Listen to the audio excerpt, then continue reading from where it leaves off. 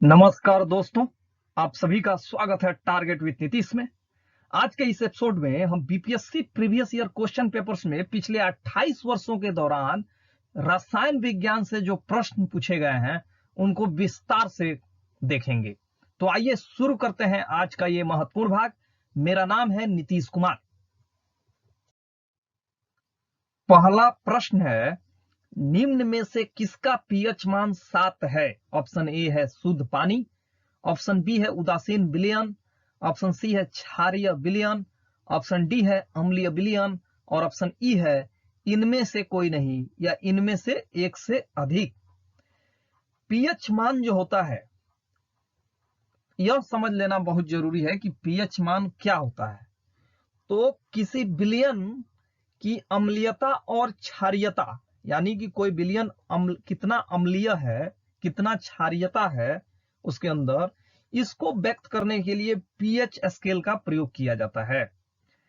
और प्रश्न यहां क्या है, निम्न में से किसका पीएच मान 7 है? तो शुद्ध पानी जो होता है, जो वर्षा के जल को हम शुद्ध पानी के रूप में जानते हैं, शुद्ध पानी का पीएच मान 7 होता है और उदासीन विलयन जो होता है उसका पीएच मान भी 7 होता है। तो क्वेश्चन नंबर 1 में शुद्ध पानी और उदासीन विलयन का पीएच मान 7 हो रहा है। तो क्वेश्चन नंबर 1 में सही उत्तर हो जाएगा ई, इनमें से एक से अधिक, ई ऑप्शन।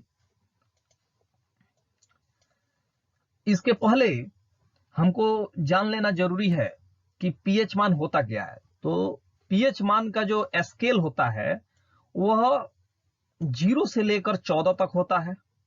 0 से लेकर 14 तक जो है पीएच मान का स्केल होता है। इसमें 0, 1, 2, 3, 4 इस तरह करते हुए 7 होता है, फिर से ये 14 तक आंकड़ा जाता है। तो जिस विलयन का पीएच मान 7 होता है वो विलयन उदासीन विलयन कहलाता है। उदासीन विलयन का मतलब क्या हुआ कि उसमें किसी भी प्रकार का आयन नहीं पाया जाएगा, और जब किसी प्रकार का आयन नहीं पाया जाएगा तो उसमें विद्युत का प्रभाव नहीं हो सकेगा। यहाँ शुद्ध पानी की बात की जा रही है, तो शुद्ध पानी जब रहेगा उदासीन बिल्कुल होगा वह, और उसका पीएच मान 7 होगा। लेकिन जब शुद्ध पानी में अन्य पदार्थ मिल जाते हैं, जैसे मान लीजिए बाढ़ का पानी है, तो बाढ़ का पानी में जो है अनेक प्रकार की अशुद्धियां मिल गई हैं, तो उसका पीएच मान 7 नहीं होगा। उसका पीएच मान जो है या तो घट जाएगा या बढ़ जाएगा। तो उस स्थिति में जो है पीएच मान जब 7 से कम होगा तो वह अम्लीय होगा, और जब पीएच मान 7 से जैसे जैसे आगे बढ़ता जाएगा, यानी कि 8 होगा, 9 होगा, उस विलयन को हम क्षारीय विलयन कहेंगे। लेकिन जब 7 पे होगा तो उसमें कोई प्रकार का विद्युत प्रभावित नहीं होगा।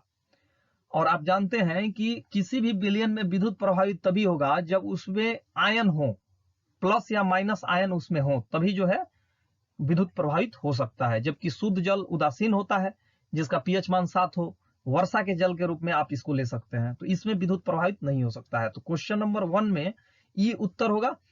और 0 से 7 तक जो है हम अम्लीयता दिखाते हैं, और 7 उदासीन होता है, 8 से लेकर 14 तक फिर से हम क्षारीयता दिखाते हैं। इसका मतलब यह हुआ कि जैसे 6 से जैसे जैसे हम 0 की ओर बढ़ेंगे, इसका मतलब हुआ कि उसका पीएच मान जब कम हो रहा है, यानी कि 6 हो रहा है, 5 हो रहा है, 4 हो रहा है, 3 हो रहा है, तो किसी पदार्थ का जब पीएच मान इस तरह घटे तो इसका मतलब हुआ कि उसमें अम्लीयता का गुण बढ़ता जा रहा है। यानी कि अगर किसी विलयन का पीएच मान 1 है और किसी विलयन का पीएच मान 4 है, तो सबसे ज्यादा अम्लीयता जो है, जो पीएच मान 1 वाला है उसका जो है होगा। उस विलयन का पीएच मान जिसका 1 है वह अम्लीय होगा पीएच मान 6 के अपेक्षा, या 5 के अपेक्षा, या 4 के अपेक्षा। इसी प्रकार अगर क्षारीयता की बात की जाए तो जब 8, अगर किसी विलयन का 8 पीएच मान है, किसी विलयन का 9 है, तो 9 वाला जो विलयन होगा उसकी क्षारीय गुण जो है 8 वाले पीएच मान वाले विलयन के अपेक्षा ज्यादा होगी। तो जैसे जैसे 8 से हम 14 की ओर बढ़ेंगे तो क्षारीयता का गुण बढ़ता जाता है, और 14 नंबर पे जो है वह सर्वाधिक क्षारीय होगा। तो आप समझ गए होंगे प्रश्न ये भी पूछा जाता रहा है कि पीएच मान जो होता है, स्केल होता है, उसमें पैमाना कहां से कहां तक लिया जाता है, तो 0 से 14 तक लिया जाता है। फिर से प्रश्न ये भी पूछा जाता रहा है कि उदासीन विलयन किसको कहेंगे, तो जिसका 7 हो पीएच मान उसको हम उदासीन विलयन कहेंगे। फिर से प्रश्न ये भी पूछा जाता रहा है कि अगर किसी विलयन का पीएच मान 14 है और किसी विलयन का पीएच मान 8 है तो कौन क्षारीय होगा, तो 14 वाला ज्यादा क्षारीय होगा। प्रश्न ये भी पूछा जाता रहा है कि यदि किसी विलयन का पीएच मान 2 है और एक और विलयन है जिसका पीएच मान 6 है तो कौन अम्लीय होगा, तो 1 वाला अम्लीय ज्यादा होगा। यानी कि 6 से जब 0 की ओर बढ़ेंगे तो किसी विलयन की अम्लीयता बढ़ती है और 8 से 14 की ओर बढ़ेंगे तो किसी विलयन की क्षारीयता बढ़ती है। तो क्वेश्चन नंबर 1 का सही उत्तर हो जाएगा ई। अगला प्रश्न, दूसरा प्रश्न है ब्रोमीन होती है, ऑप्शन ए है रंगहीन गैस, ऑप्शन बी है भूरी गैस, ऑप्शन सी है अत्यंत ज्वलनशील गैस, ऑप्शन डी है लाल द्रव और ऑप्शन ई है इनमें से कोई नहीं या इनमें से एक से अधिक। ब्रोमीन जो होती है यह जो है लाल द्रव के रूप में पाई जाती है। तो क्वेश्चन नंबर 2 का सही उत्तर हो जाएगा डी। अगर ब्रोमीन की अन्य बातें की जाए तो ब्रोमीन जो होता है उसका प्रयोग रंग उद्योग में किया जाता है, फिर से टिंचर गैस बनाने में इसका प्रयोग किया जाता है, प्रतिकारक के रूप में प्रयोग किया जाता है और औषधि के रूप में प्रयोग किया जाता है। तो ब्रोमीन के 2-4 उपयोग आप बताइए। तो पहला हो जाएगा औषधि बनाने में, दूसरा प्रतिकारक के रूप में, तीसरा रंग उद्योग में और तीसरा टिंचर गैस बनाने में इसका प्रयोग होता है। तो क्वेश्चन नंबर 2 का सही उत्तर हो जाएगा डी। अगला प्रश्न, वेल्डिंग में प्रयोग होने वाली गैस है, ऑप्शन ए है ऑक्सीजन तथा हाइड्रोजन, ऑप्शन बी है ऑक्सीजन तथा नाइट्रोजन, ऑप्शन सी है ऑक्सीजन तथा एसिटिलीन, ऑप्शन डी है हाइड्रोजन तथा एसिटिलीन और ऑप्शन ई है इनमें से कोई नहीं या इनमें से एक से अधिक। वेल्डिंग जो है एक ऐसी प्रक्रिया है जिसमें एसिटिलीन और ऑक्सीजन द्वारा ताप उत्पन्न किया जाता है और धातुओं को पिघलाकर किसी चीज को जोड़ने या ठीक करने का काम किया जाता है। तो वेल्डिंग में प्रयोग होने वाली गैस कौन सी है, एसिटिलीन और ऑक्सीजन, एसिटिलीन और ऑक्सीजन। तो क्वेश्चन नंबर 3 का सही उत्तर हो जाएगा सी। इसके माध्यम से हम किसी धातुओं को पिघलाकर किसी लोहे को या कोई अन्य पदार्थ है उसको जोड़ने और ठीक करने का काम किया जाता है। ऑक्सी एसिटिलीन जो है जिसमें ऑक्सीजन तथा एसिटिलीन गैस के रूप में प्रयोग किया जाता है वह वेल्डिंग में सर्वाधिक प्रयोग किए जाने वाला ये दोनों मिश्रण है। तो वेल्डिंग में प्रयोग होने वाली गैस है ऑक्सीजन तथा एसिटिलीन। इस विधि को क्या कहते हैं, ऑक्सी एसिटिलीन विधि। वेल्डिंग की सबसे अगर फेमस विधि है तो है ऑक्सी तथा एसिटिलीन विधि। अगला प्रश्न, गैल्वेनाइज्ड लोहे के पाइप पर परत होती है, ऑप्शन ए है जस्ते की, ऑप्शन बी है पारे की, ऑप्शन सी है लेड की, ऑप्शन डी है क्रोमियम की और ऑप्शन ई है इनमें से कोई नहीं या इनमें से एक से अधिक। आप जानते हैं कि लोहे को जंग लगने से बचाने के लिए विभिन्न प्रकार की तकनीक अपनाए जाते हैं जिसमें शामिल है पेंट करके जो है लोहे को जंग से बचाया जा सकता है, तेल लगाकर, ग्रीस लगाकर, यसद लेपन द्वारा, क्रोमियम लेपन करके। इस तरह की अनेक विधियां हैं जिसके माध्यम से हम लोहे को जंग लगने से बचाते हैं। उसी में जो है एक गैल्वेनाइज्ड प्रक्रिया है। गैल्वेनाइज्ड प्रक्रिया में क्या होता है, लोहे व इस्पात को जंग से सुरक्षित रखने के लिए उन पर जस्ते की एक पतली परत चढ़ाई जाती है। इस प्रक्रिया को ही हम गैल्वेनाइजेशन कहते हैं और हिंदी में यसद लेपन कहते हैं। तो क्वेश्चन नंबर 4 का सही उत्तर हो जाएगा जस्ते की। गैल्वेनाइज्ड लोहे की पाइप पर परत होती है जस्ते की। अगला प्रश्न, कपड़े साफ करने में प्रयोग होने वाले डिटर्जेंट हैं, ऑप्शन ए है कार्बोनेट, ऑप्शन बी है बाइकार्बोनेट, ऑप्शन सी है बिस्मथेट, ऑप्शन डी है सल्फोनेट और ऑप्शन ई है इनमें से कोई नहीं या इनमें से एक से अधिक। कपड़े साफ करने में जो प्रयोग करने वाले डिटर्जेंट होते हैं वह एल्किल बेंजीन सल्फोनेट्स होते हैं। डिटर्जेंट जो होते हैं वो कठोर जल में भी घुलनशील होते हैं। तो कपड़े साफ करने में प्रयोग होने वाले डिटर्जेंट हैं ये डिटर्जेंट क्या है? सल्फोनेट है। तो क्वेश्चन नंबर 5 का सही उत्तर हो जाएगा डी। अगला प्रश्न, वह तत्व जो मानव पसीने के माध्यम से उत्सर्जित होता है।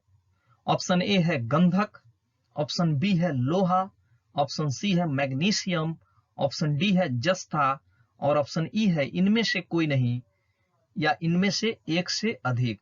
यहां कोई होगा या इनमें से एक से अधिक।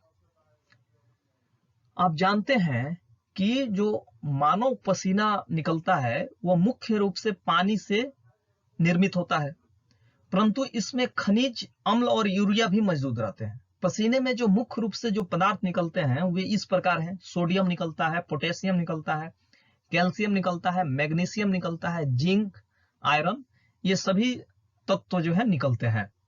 तो यहाँ ऑप्शन में जो है आपका आयरन भी दिया हुआ है, मैग्नीशियम भी दिया हुआ है, जिंक भी दिया हुआ है, सल्फर भी दिया हुआ है।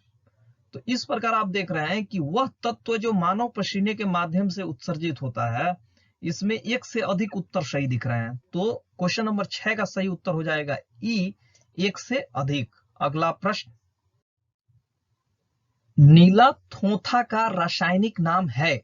ऑप्शन ए है सोडियम सल्फेट, ऑप्शन बी है निकिल सल्फेट, ऑप्शन सी है कॉपर सल्फेट, ऑप्शन डी है आयरन सल्फेट और ऑप्शन ई है इनमें से कोई नहीं या इनमें से एक से अधिक। नीला थोथा जो होता है यानी कि ब्लू विट्रोल, उसका रासायनिक नाम कॉपर सल्फेट है और इसका जो सूत्र होता है वह CuSO4 × 5H2O होता है। यह जो है जब निर्जलीकृत अवस्था में होता है यानी कि इसमें जल जब कंप्लीटली खत्म हो गया रहता है तो उस स्थिति में ये रंगहीन होता है, लेकिन जैसे ही इसके साथ हाइड्रेट लवण जुड़ते हैं यानी कि H2O के अंश जुड़ते हैं तो ये नीले रंग का हो जाता है। यही कारण है कि इसको नीला थोथा कहा जाता है, ब्लू विट्रोल कहा जाता है।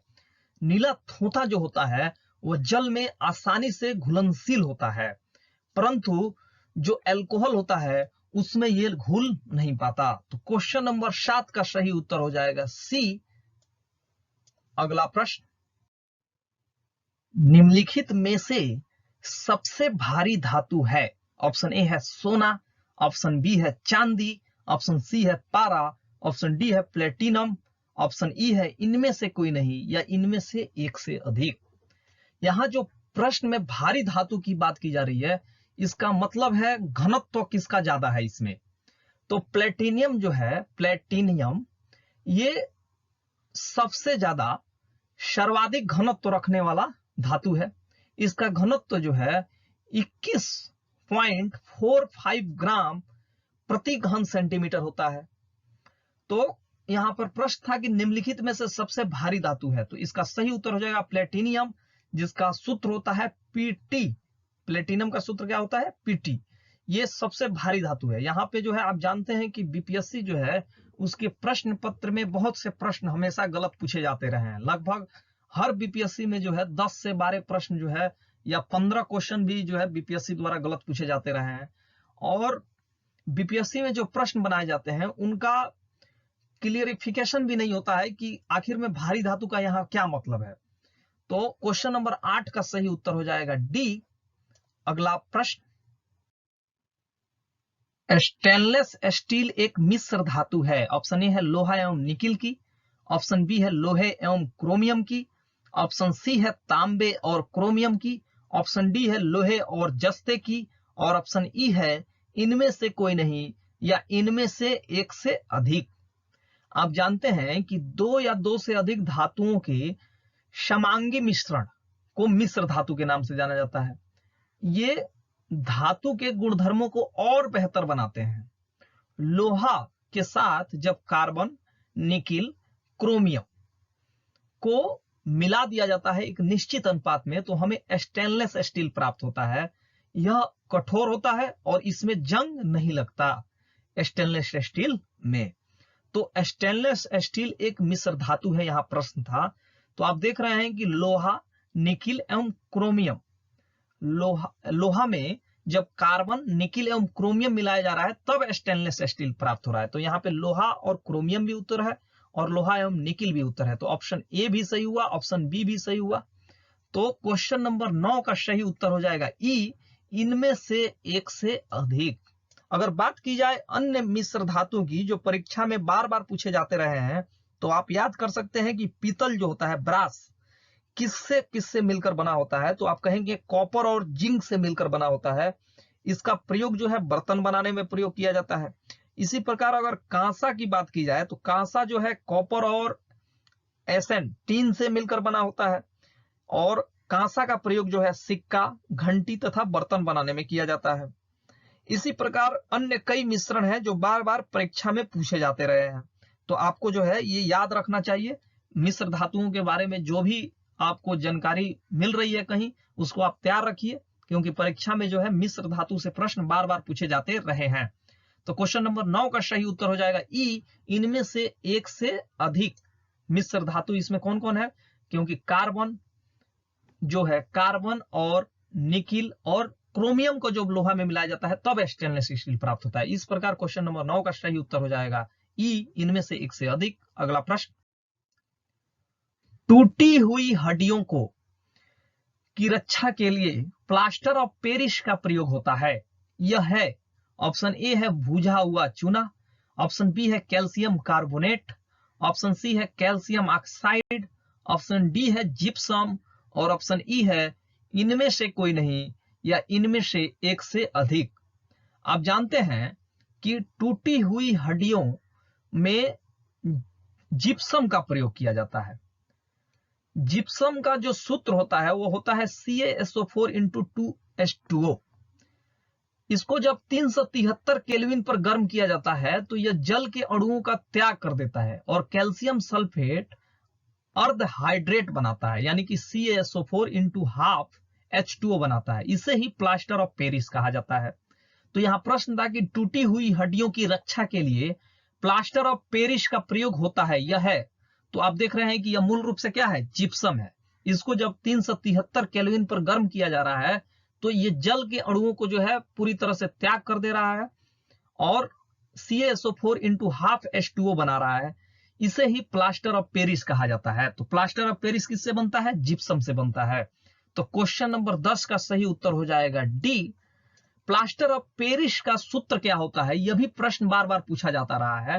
तो प्लास्टर ऑफ पेरिस का जब फॉर्मूला आपसे पूछा जाएगा तो आप बोलेंगे CaSO4 × ½ H2O, लेकिन जब जिप्सम का पूछा जाएगा फॉर्मूला तो आप बोलेंगे CaSO4 × 2H2O। अगला प्रश्न, प्लास्टर ऑफ पेरिस का सूत्र है। ऑप्शन ए है CaSO4, ऑप्शन बी है CaSO4 का whole twice × H2O, option C है CaSO4 × H2O, ऑप्शन डी है CaSO4 × 2H2O। अभी हम लोग पढ़े कि प्लास्टर ऑफ पेरिस का जो सूत्र होता है वह होता है CaSO4 × ½ H2O। तो क्वेश्चन नंबर 11 का सही उत्तर हो जाएगा बी, CaSO4 × ½ H2O। ये जो 2 है यहां लिखा हुआ है, ये यहां होना चाहिए 2, तो इस बात को ध्यान रखिएगा, ये 2 यहां होना चाहिए। प्लास्टर ऑफ पेरिस का ये हुआ सूत्र जो CaSO4 × ½ H2O आप कह सकते हैं। अगला प्रश्न, एक हाइड्रोकार्बन जिसमें कार्बन के 2 परमाणु द्विबंध द्वारा जुड़े हों कहलाता है। ऑप्शन ए है एल्केन, ऑप्शन बी है एल्कीन, ऑप्शन सी है एल्काइन, ऑप्शन डी है आयनिक बंध, और ऑप्शन ई है इनमें से कोई नहीं या इनमें से एक से अधिक। एक हाइड्रोकार्बन जिसमें कार्बन के 2 परमाणु द्विबंध द्वारा जुड़े होते हैं उसको हम एल्कीन के नाम से जानते हैं। तो क्वेश्चन नंबर 12 का सही उत्तर हो जाएगा बी। अगर बात करें कि हाइड्रोकार्बन किसे कहते हैं तो हाइड्रोकार्बन 3 प्रकार के होते हैं। एक संतृप्त हाइड्रोकार्बन होता है, दूसरा असंतृप्त हाइड्रोकार्बन, और तीसरा जो होता है एरोमेटिक हाइड्रोकार्बन होता है।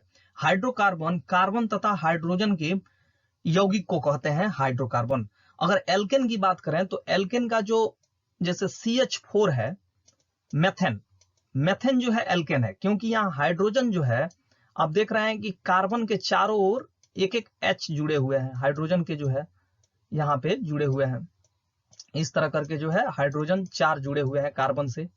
तो यहाँ पे हाइड्रोजन और कार्बन के बीच जो है एक बंध बन रहा है, तो इसको जो है हम एल्केन के नाम से जानते हैं।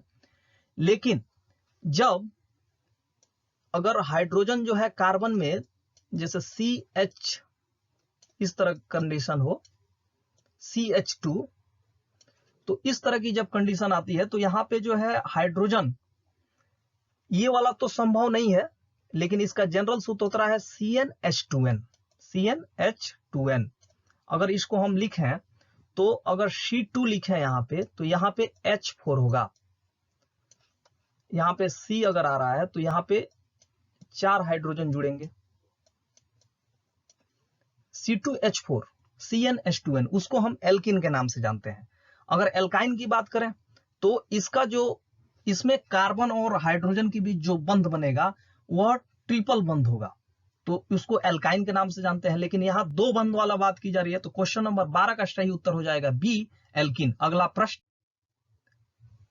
सिरके का रासायनिक नाम है। ऑप्शन ए है मेथेनॉल, ऑप्शन बी है एथेनॉल, ऑप्शन सी है एसेटिक अम्ल, ऑप्शन डी है एथिल एसीटेट और ऑप्शन ई है इनमें से कोई नहीं या इनमें से एक से अधिक। सिरके का जो रासायनिक नाम है वह एसेटिक अम्ल है, जिसका रासायनिक सूत्र CH3COOH होता है। इसका IUPAC नाम जो है इथेनाइल अम्ल होता है, जिसमें कार्बोक्सिलिक अम्ल प्रक्रियात्मक समूह के रूप में पाया जाता है। तो सिरके का रासायनिक नाम क्या है? एसेटिक अम्ल। तो क्वेश्चन नंबर 13 का सही उत्तर हो जाएगा सी। अगला प्रश्न, निम्नलिखित में से कौन सा अम्ल सिरके में उपस्थित है? ऑप्शन ए है हाइड्रोक्लोरिक अम्ल, ऑप्शन बी है साइट्रिक अम्ल, ऑप्शन सी है ऑक्जेलिक अम्ल और ऑप्शन डी है एसेटिक अम्ल। सिरके में जो है एसेटिक अम्ल पाया जाता है, जिसका सूत्र जो होता है CH3COOH होता है। तो क्वेश्चन नंबर 14 का सही उत्तर हो जाएगा डी, एसेटिक अम्ल। अगला प्रश्न, कार की बैटरी में प्रयोग होने वाला अम्ल है। ऑप्शन ए है एसेटिक अम्ल, ऑप्शन बी है हाइड्रोक्लोरिक अम्ल, ऑप्शन सी है नाइट्रिक अम्ल, ऑप्शन डी है सल्फ्यूरिक अम्ल और ऑप्शन ई है इनमें से कोई नहीं या इनमें से एक से अधिक। कार की बैटरी में सल्फ्यूरिक अम्ल का प्रयोग होता है। यह बैटरी में विद्युत अपघट्ट के रूप में प्रयोग किया जाता है, जिसका उद्देश्य है रासायनिक अभिक्रियाओं द्वारा विद्युत ऊर्जा उत्पन्न करना। तो कार की बैटरी में प्रयोग होने वाला अम्ल है सल्फ्यूरिक अम्ल। क्वेश्चन नंबर 15 का सही उत्तर हो जाएगा डी। तो दोस्तों, ये रहा रासायनिक विज्ञान पर आधारित भाग 1, जो बीपीएससी में 28 वर्षों के दौरान प्रश्न पूछे गए हैं उन पर यह आधारित था। आपको कैसा लगा जरूर बताइएगा। इस एपिसोड से चाहूंगा इजाजत, कल फिर मिलूंगा कुछ नए प्रश्नों के साथ। तब तक के लिए शुभ विदा, नमस्कार।